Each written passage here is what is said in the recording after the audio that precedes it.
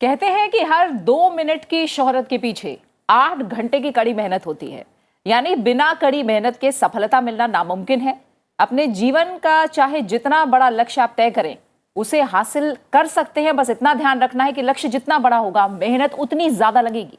और ये भी याद रखना जरूरी है कि परिश्रम एक निरंतर चलने वाली प्रक्रिया है। इसको हमें प्रतिदिन करते रहना है, कामयाबी मिलने से पहले भी और कामयाबी मिलने के बाद भी। क्योंकि जिस दिन हम परिश्रम करना कम कर देते हैं या छोड़ देते हैं, उस दिन से हम वापस पीछे आना शुरू हो जाते हैं। बिल्कुल, कहते हैं जो हम आज हैं वो अपने बीते हुए कल के कारण है, और जो हम आने वाले कल में होंगे वो हमारे आज के काम पर निर्भर करता है। इसलिए मेहनत के मोतियों से आइए बेहतर बनाएं अपना आने वाला कल। हेलो इंडिया, मैं हूं प्रीति और मैं हूं प्रतिबिंब शर्मा।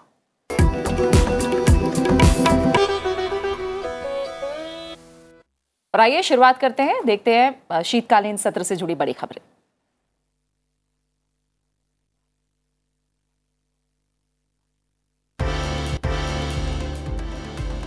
राज्यसभा में बुधवार को 12 विपक्षी सदस्यों के निलंबन को वापस लेने के मुद्दे पर गतिरोध कायम रहा। गतिरोध के कारण सदन की बैठक 3 बार के स्थगन के बाद 3:40 पर पूरे दिन के लिए स्थगित कर दी गई।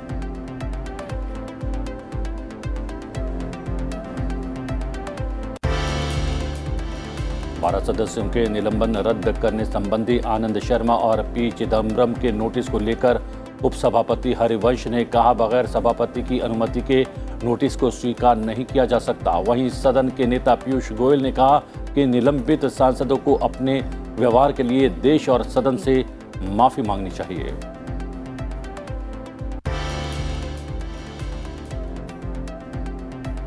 पहले से कहीं ज्यादा तेजी से राष्ट्रीय राजमार्गों का निर्माण कर रहा है।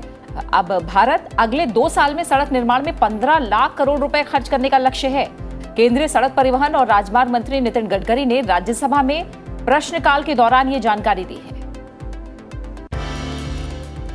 राज्यसभा में गतिरोध के बीच ओमिक्रॉन पर हुई अल्पकालिक चर्चा। विभिन्न दलों के सदस्यों ने कोविड-19 के ओमिक्रॉन स्वरूप के मामले को लेकर गहरी चिंता जताई और कई सुझाव दिए। लोकसभा में बुधवार को कांग्रेस सहित कुछ विपक्षी दलों ने सदन में अवरोध किया। लखीमपुर खीरी में हुई हिंसा के मामले में एसआईटी की रिपोर्ट पर चर्चा और केंद्रीय गृह राज्य मंत्री अजय मिश्र के खिलाफ इस्तीफे की मांग की गई विपक्ष की तरफ से। अवरोध के कारण सदन की कार्रवाई पहले 2 बजे तक और उसके बाद पूरे दिन के लिए स्थगित कर दी गई। लोकसभा अध्यक्ष ओम बिरला ने सदन में गतिरोध के बीच ही आगे बढ़ाया प्रश्नकाल। 11:30 बजे तक प्रश्नकाल में 4 प्रश्न लिए गए। इसके अतिरिक्त रेल मंत्रालय और उपभोक्ता मामले एवं खाद्य मंत्रालय से संबंधित पूरक प्रश्न भी पूछे गए और संबंधित विभागों के मंत्रियों ने इन प्रश्नों के जवाब दिए। और संसद की गतिविधियों के बाद बात कर लेते हैं देश की बड़ी खबरों की। 3 दिन की यात्रा पर ढाका पहुंचे राष्ट्रपति रामनाथ कोविंद की बांग्लादेश के प्रधानमंत्री शेख हसीना से मुलाकात हुई। आपसी हितों और द्विपक्षीय सहयोग बढ़ाने पर चर्चा हुई। आज बांग्लादेश के विजय दिवस के समारोह में भी राष्ट्रपति शामिल होंगे। यूनेस्को ने बंगाल की दुर्गा पूजा को मानवता की अमूर्त सांस्कृतिक विरासत की प्रतिनिधि लिस्ट में शामिल कर लिया है। फ्रांस में आयोजित अंतर सरकारी समिति के 16वें सत्र के दौरान हेरिटेज का दर्जा दिया गया। प्रधानमंत्री नरेंद्र मोदी ने इसे हर भारतीय के लिए गर्व और खुशी का मौका बताया। संस्कृति मंत्री ने कहा कि अब दुनिया भर में दुर्गा पूजा की गूंज फैलेगी। उपराष्ट्रपति एम वेंकैया नायडू ने किया वाई लक्ष्मी प्रसाद की पुस्तक गांधी टोपी गवर्नर का विमोचन।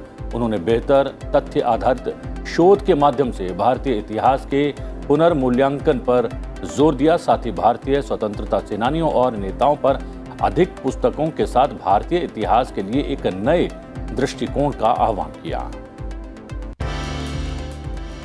भारत में सेमीकंडक्टर्स और डिस्प्ले मैन्युफैक्चरिंग इकोसिस्टम विकास कार्यक्रम को मंत्रिमंडल ने अपनी मंजूरी दे दी है।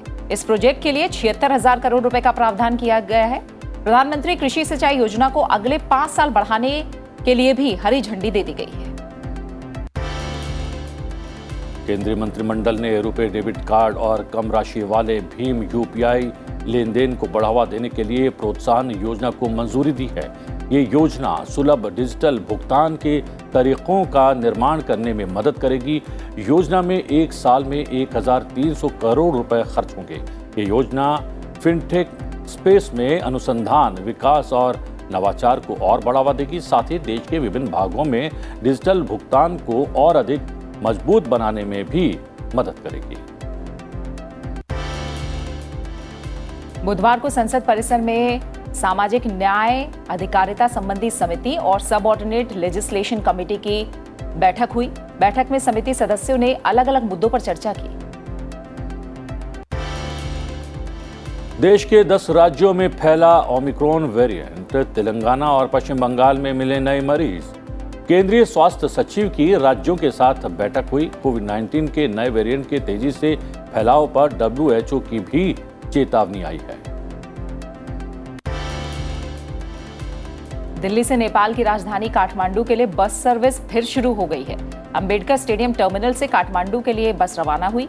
कोविड के कारण 23 मार्च 2020 से इसे स्थगित किया गया था, बंद रखा गया था।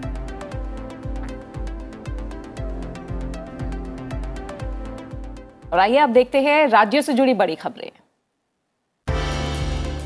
बीजेपी अध्यक्ष जेपी नड्डा ने बीजेपी शासित मुख्यमंत्रियों और उप मुख्यमंत्रियों के साथ अयोध्या में रामलला के दर्शन किए। इससे पहले उन्होंने सरयू तट पर अभिषेक किया। इसके बाद हनुमानगढ़ी में पूजा अर्चना की। उत्तर प्रदेश के मुख्यमंत्री योगी आदित्यनाथ ने सुझाव आपका संकल्प हमारा नाम से अभियान की शुरुआत की है। पार्टी सभी 403 विधानसभा क्षेत्रों में आकांक्षा पेटी के जरिए जनता से सुझाव मांगेगी, जिसे बीजेपी के संकल्प पत्र में शामिल किया जाएगा। उत्तर प्रदेश विधानसभा का 3 दिवसीय शीतकालीन सत्र शुरू हो गया है। सत्र के पहले दिन सीडीएस जनरल बिपिन रावत को श्रद्धांजलि दी गई। वित्त मंत्री विधानसभा में अंतरिम बजट आज पेश करेंगे। रक्षा मंत्री राजनाथ सिंह ने देहरादून में राज्य के 5वें धाम सैन्य धाम का शिलान्यास किया। शिलान्यास कार्यक्रम में प्रदेश के 1736 शहीद परिवारों के आंगन से लाई गई मिट्टी का इस्तेमाल किया गया। इस अवसर पर राजनाथ सिंह और मुख्यमंत्री पुष्कर सिंह धामी ने जनरल बिपिन रावत को श्रद्धांजलि दी।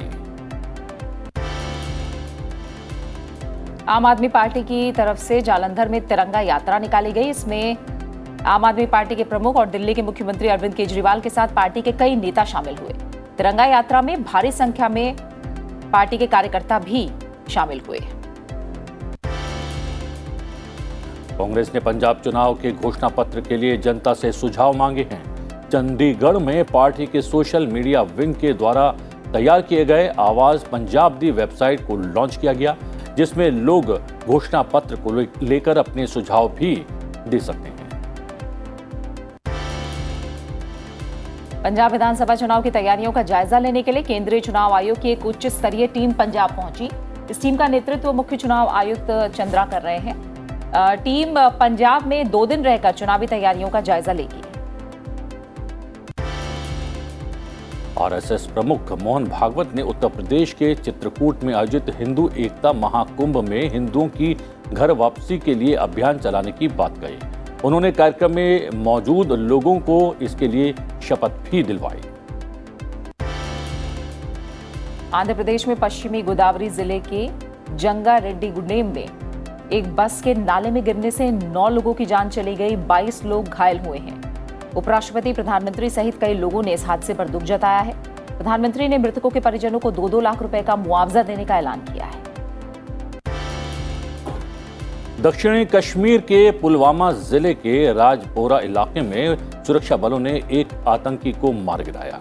राजपोरा इलाके के उसगाम पथरी में तलाशी अभियान के दौरान आतंकी ने फायरिंग शुरू कर दी। जवाबी कार्रवाई में आतंकी मारा गया। इस पर्यटन सीजन की पहली चार्टर्ड फ्लाइट गोवा अंतर्राष्ट्रीय हवाई अड्डे पर उतरी। कजाकिस्तान से आई इस फ्लाइट में एक नवजात समेत 159 यात्री सवार थे। यात्रियों के पहुंचने पर उनका कोविड टेस्ट किया गया। मुंबई में 1 से लेकर 7वीं तक के स्कूल फिर से खोल दिए गए हैं।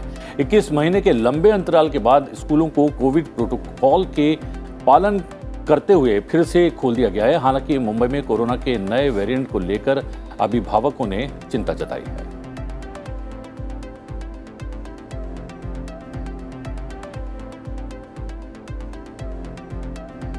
और अब बात कर लेते हैं अंतर्राष्ट्रीय खबरों की। यूक्रेन पर बढ़ते तनाव के बीच रूस के राष्ट्रपति व्लादिमीर पुतिन और चीन के राष्ट्रपति शी जिनपिंग के बीच वीडियो कॉन्फ्रेंसिंग के माध्यम से बातचीत हुई। बातचीत में दोनों नेताओं ने एक दूसरे को भरोसा दिया। रूस के राष्ट्रपति पुतिन ने चीन के साथ संबंध को 21वीं सदी में दो राष्ट्रों के बीच एक आदर्श उदाहरण बताया। दोनों नेताओं ने एक दूसरे के मामले में हस्तक्षेप न करने की नीति पालन करने और एक दूसरे के हितों का ध्यान रखने की भी बात कही। चीन में होने वाले ओलंपिक का अमेरिका सहित कुछ पश्चिमी देशों ने राजनयिक बहिष्कार करने की घोषणा की है और ऐसे में रूस के राष्ट्रपति के वहां जाने के भरोसे से चीन को ढांढस मिला है। विश्व स्वास्थ्य संगठन ने चेतावनी दी है कि कोविड-19 का ओमिक्रॉन वेरिएंट तेजी से बढ़ रहा है और इसके संक्रमण पर रोक लगाने के लिए देशों को तेजी से कदम उठाने चाहिए। विश्व स्वास्थ्य संगठन ने बताया कि 77 देशों में ओमिक्रॉन संक्रमण का पता चला है। ज्यादातर देशों में ओमिक्रॉन वेरिएंट की पहचान नहीं हो पाई है, लेकिन ये पहले के वेरिएंट की तुलना में अधिक तेजी से फैल रहा है। इस बीच यूरोप विश्व में कोरोना वायरस संक्रमण का प्रमुख केंद्र बन गया है। पिछले 7 दिनों में दुनिया भर के कुल कोविड संक्रमण में से 62% संक्रमण यूरोप के देशों में हुए हैं, जबकि विश्व के सबसे अधिक संक्रमण वाले 5 देश यूरोप के ही हैं। फ्रांस में 63,405 लोगों में कोरोना संक्रमण पाया गया, जो अप्रैल के बाद सबसे ज्यादा दैनिक संक्रमण की दर है।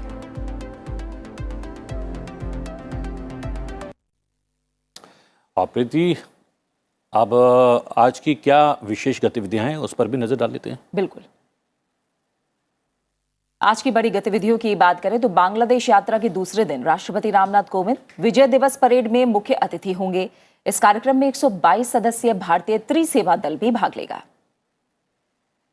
शाम के वक्त बांग्लादेश संसद में राष्ट्रपति रामनाथ कोविंद का स्वागत किया जाएगा। आज विज्ञान भवन में आयोजित क्षय रोग पर राष्ट्रीय सम्मेलन में उपराष्ट्रपति एम वेंकैया नायडू हिस्सा लेने वाले हैं। साथ ही प्रधानमंत्री नरेंद्र मोदी आज राष्ट्रीय युद्ध स्मारक पर स्वर्णिम विजय मशालों के सम्मान और स्वागत समारोह में भाग लेंगे। इसके अलावा प्रधानमंत्री आज गुजरात के आनंद में प्राकृतिक खेती पर आयोजित राष्ट्रीय कार्यशाला में वर्चुअल माध्यम से भाग लेंगे। एक ट्वीट में प्रधानमंत्री ने कृषि से जुड़े लोगों और विश्व के कृषि आधारित स्टार्टअप से इस कार्यशाला में भाग लेने की अपील की है। आज राज्यसभा में पर्सनल डेटा संरक्षण बिल 2019 संबंधी संयुक्त समिति की रिपोर्ट पेश होगी। गहन पड़ताल के लिए दिसंबर 2019 में जेपीसी को यह विधेयक सौंपा गया था। व्यक्तियों के पर्सनल डेटा संरक्षण और डेटा संरक्षण प्राधिकरण की स्थापना का प्रावधान इसमें है। साथ ही देश में कोविड-19 के ओमिक्रॉन वेरिएंट से पैदा हालात पर अल्पकालिक चर्चा आज राज्यसभा में जारी रहेगी। इसके अलावा नार्कोटिक ड्रग्स और साइकोट्रोपिक पदार्थ संशोधन बिल 2021 पर भी विचार होगा। लोकसभा से विधेयक को मंजूरी मिल चुकी है। वहीं लोकसभा में आज जलवायु परिवर्तन के महत्वपूर्ण मुद्दे पर नियम 193 के तहत आगे की चर्चा होगी। मूल्य वृद्धि के मुद्दे पर अल्पकालिक चर्चा भी कार्यसूची में शामिल है। जैव विविधता संशोधन विधेयक 2021 भी आज पेश किया जाएगा। लोकसभा की कृषि, पशुपालन और खाद्य प्रसंस्करण, कोयला, खान और इस्पात, अनुमान संबंधी समितियों की बैठक आज संसदीय सौध परिसर में आयोजित होगी। लोकसभा की विदेश मामले, वित्त, सार्वजनिक उपक्रम, ग्रामीण विकास और पंचायती राज और जल संसाधन संबंधी समितियों की बैठक आज संसदीय सौध परिसर में आयोजित होगी। इसके अलावा राज्यसभा की सदन पटल पर रखे कागजात, परिवहन, पर्यटन और संस्कृति संबंधी समितियों की बैठक भी आज संसद भवन परिसर में आयोजित होनी है। और अब लेते हैं छोटा सा ब्रेक। और ब्रेक पर जाते हुए हम छोड़ जाते हैं क्रिसमस की तैयारियों की जो झलकियां हैं अलग अलग देशों में, अलग अलग जगह, इन झलकियों के साथ। और आप बने रहिए हमारे साथ। ब्रेक के बाद बात होगी आज के दिन से जुड़े इतिहास की भी।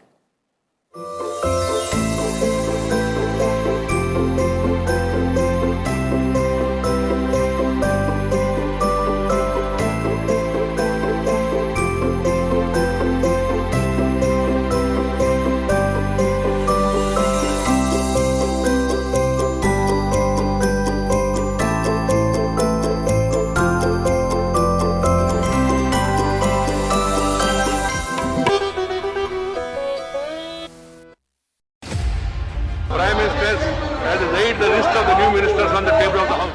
माननीय सदस्यगण, संसद की कार्यवाही के दिन भर का हाल। Question number 201। मेरा प्रश्न ये है, प्रश्नकाल से लेकर विधेयकों की चर्चा, हम चर्चा के लिए तैयार हैं। the question is that the bill be passed. पक्ष विपक्ष की हर छोटी बड़ी बात, Law has been passed. एक स्पेशल कमेटी कॉन्स्टिट्यूट करनी चाहिए। मैं आपके नोटिस को लाना चाहता हूँ। प्राथमिक रूप से काफी तैयारियां की थी। दोनों सदनों का लगातार लाइव अब से संसद टीवी पर।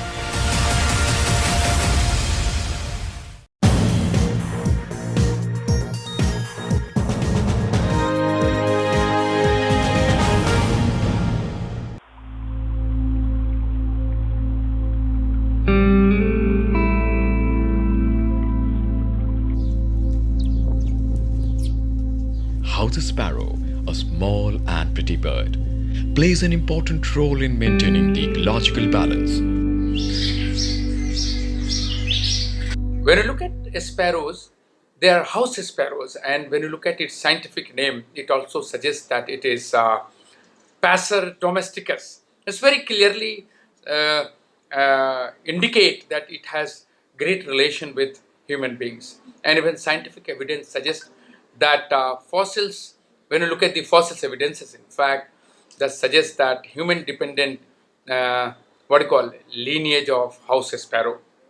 And that is very clear that how it has evolved along with human beings. However, changes brought about by humans in and around their settlement led to loss of natural habitat of house sparrow, in fact, which has in turn resulted in a rapid decline of sparrows in our surrounding.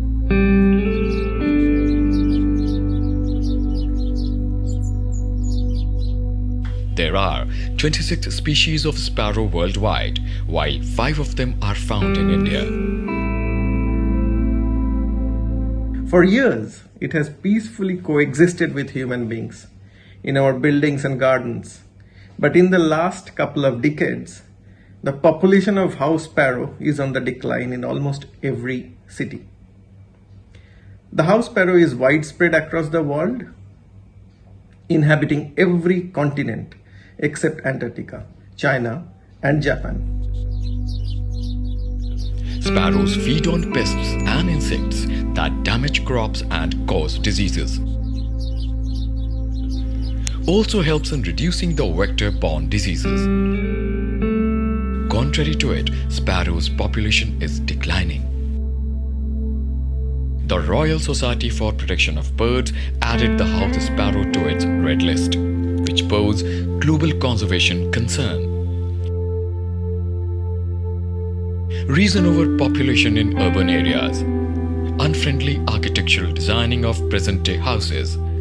These birds deserve sincere conservation efforts.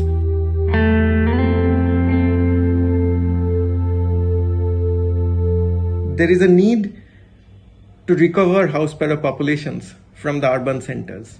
And one of the prime tasks that one could do is to put appropriate sized nest boxes in their gardens, in areas where those boxes can be protected from predators.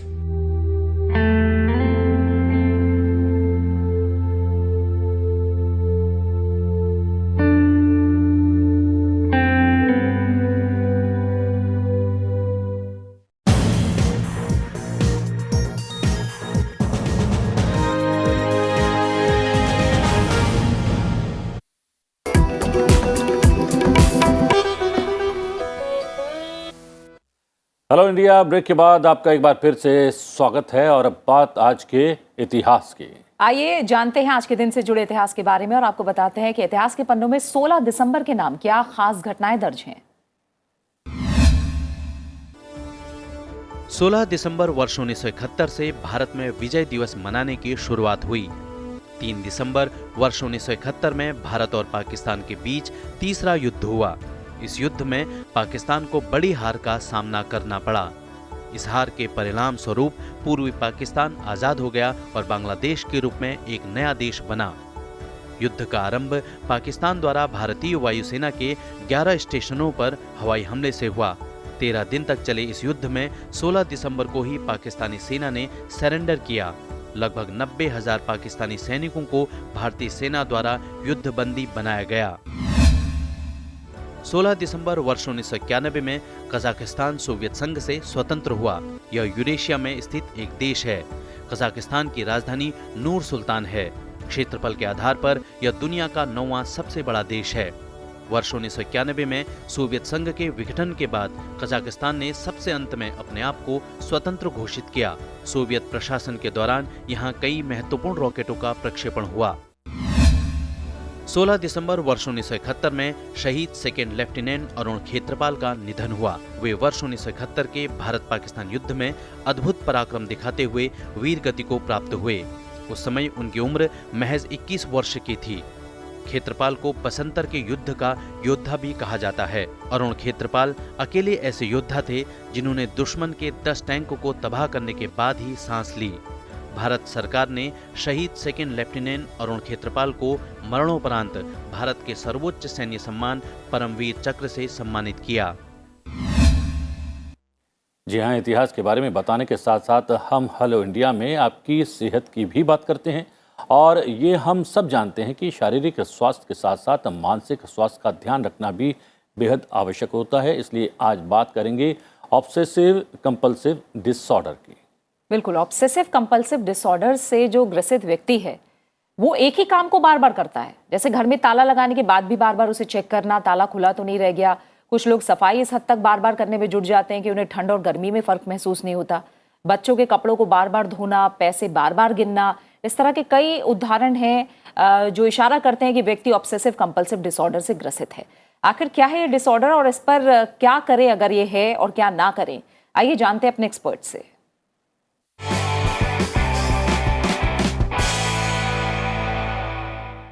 नमस्कार, मेरा नाम doctor प्रेरणा कोहली है और मैं एक clinical psychologist हूँ। आज हम बात कर रहे हैं कंपल्सिव डिसऑर्डर्स की। तो मेरे पास एक परिवार आया, एक फादर, उनका बेटा, बेटी और मदर। वो सारा परिवार बहुत ही परेशान था अपनी बीवी को लेके, अपनी मदर को लेके, क्योंकि उनको एक बहुत ज़्यादा कंपल्शन होती थी कि वो बार बार सफाई करती रहती थी। उनके शोल्डर के ऊपर सारा टाइम एक डस्टर रहता था और वो जहाँ देखो जो साफ़ जगह भी है उसको बार बार साफ़ करना। किताबें अगर ठीक लगी हुई हैं घर में तो फिर किताबों को ठीक लगाना। आधी रात को उठ के फ्रिज साफ़ करने लग जाना, साफ़ फ्रिज को, और अपने कबर्ड में बार बार साड़ियों को बिल्कुल सही तरह से उसकी गड्डी बना के रखना। और उनको सारा टाइम लगता था कि कुछ ना कुछ गंदा है, कुछ ना कुछ गंदा है। और कई बार तो ये भी हो जाता था कि वो दरवाज़ा भी बार बार चेक करती थी, खोलना, बंद करना। अगर वो लॉकर जाती थी तो बहुत मुश्किल हो जाता था कि 10 बार वो लॉकर खोलती बंद करती थी बैंक के अंदर। तो बच्चे बहुत परेशान हो रहे थे कि ये कंपल्सिव है। इन चीज़ को अगर हम रोकेंगे तो वो बहुत परेशान हो जाती हैं, वो एजिटेट हो जाती हैं, गुस्सा हो जाती हैं, चीखने चिल्लाने लग जाती हैं कि मुझे चीज़ गंदी लग रही है। देखिए, जब मैंने अलग से बात करी पूजा से, उन्होंने कहा कि आप कभी मेरे घर आइए, घर वाकई बहुत गंदा रहता है। तो इसलिए एक तो मुझे उसका भी बहुत ज़्यादा है कि मैं घर को साफ़ रखूं। ये सब बोलने को कह रहे हैं, नहीं तो आप देखें कि आए दिन फ्रिज ख़राब कर देते हैं, मेरी साड़ियों में से चीज़ें निकाल लेते हैं। कोई बच्चे, मेरी बेटी है बड़ी, उसको कोई कपड़ा चाहिए होता है तो सारा मेरा कबर्ड बाहर कर देती है। कहती है शायद मुझे ना अब हैबिट बन गई है कि मेरे को लगता है कि चीज़ ख़राब हो चुकी होगी, मैं एक बार जाके उसे ठीक कर लूँ। तो ये एक इन्वायरमेंटल कंपल्शन हो गई। मगर कई लोग हैं कि वो जेनेटिकली उनको ये कंपल्शंस हो जाती हैं। वो बार बार जाके अपने कपड़े ठीक करेंगे शीशे में, बार बार जाके अपना मुंह धोएंगे, बार बार वो चेक करेंगे कि उनके ड्रॉर में सारी चीज़ें ठीक तरह पड़ी हैं कि नहीं, बार बार चेक करेंगे जब पर्स में उन्होंने सामान रखा था वो ठीक है कि नहीं। तो उसके अंदर आपको मनोवैज्ञानिक डॉक्टर की ज़रूरत पड़ेगी, क्योंकि इन्वायरमेंटल इश्यूज़ हो सकते हैं, बायोकेमिकल इश्यूज़ हो सकते हैं और ये जेनेटिक मार्कर्स भी हो सकते हैं। तो बहुत सारी थेरेपीज़ हैं मेंटल हेल्थ में, जैसे कि एक क्लाइंट सेंटर्ड थेरेपी हो गई, ह्यूमनिस्टिक थेरेपी होगी, फ्रॉडियन थेरेपी हो गई, गेस्टाल्ट थेरेपी हो गई, लोगो थेरेपी हो गई, कॉग्निटिव थ्योरी हो गई। बहुत सारी थेरेपीज़ हैं जिससे हम इसका समाधान निकाल सकते हैं।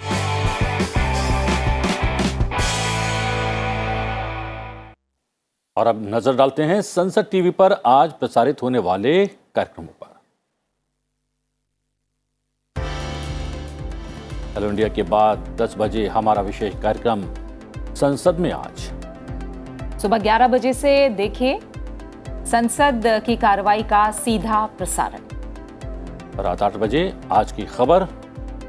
8:30 बजे आप देख सकते हैं मुद्दा आपका, जिसमें होगी समसामयिक विषय पर चर्चा। इतिहासार रात 9 बजे उज्जैन भारत का रहस्य द्वार, इस पर आप देखेंगे खास रिपोर्ट। 9:30 बजे आप देख सकते हैं पर्सपेक्टिव और 10 बजे देखिए हाउस हाइलाइट्स। और रात 10:30 बजे सदन दिन भर और रात 11 बजे क्वेश्चन आवर लोकसभा। और रात 12 बजे क्वेश्चन आवर राज्यसभा भी देखें। और इसी के साथ अब वक्त हो चला आपसे इजाजत लेने का। तो हेलो इंडिया में फिलहाल इतना ही। मुझे और प्रतिबिंब को दीजिए इजाजत और अपना अच्छे से ख्याल रखिए। नमस्कार।